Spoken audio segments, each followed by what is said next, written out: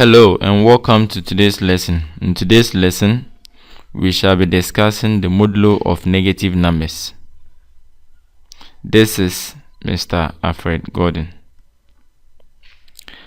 Now, the modulo of any negative number is determined by adding the modulo to the number successively until a positive number is obtained.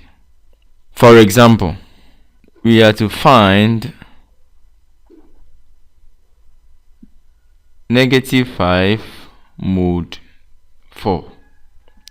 So what you have to do here is that now we are to add the modulo, which is 4, to -5 until we obtain a positive number. That is our first positive number.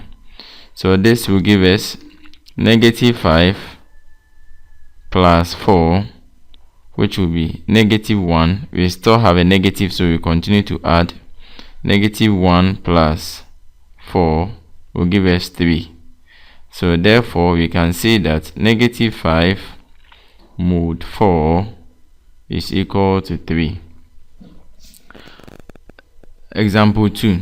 So this is our example 1. Okay, let's have this example 2. Example 2, we are to simplify -8 mod 3. So we are going to do a successive addition, okay, of the modulo with -8. So -8 plus 3 will give us a -5, and then -5 plus 3 will give us, that is a -2. We still have negative, so we continue to add. -2 plus 3 will give us 1. So we can say that -8 mod 3 is equal to 1. Okay, so let us try one more example here. So example 3, if I evaluate, let's go that way. Evaluate -32, okay, mod, let's take 8.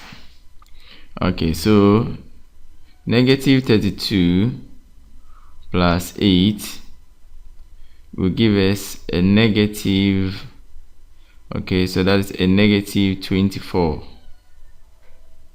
Okay, and a -24 plus 8 will give us a -16. -16 plus 8 will give us a -8, and a -8 plus 8 will give us 0.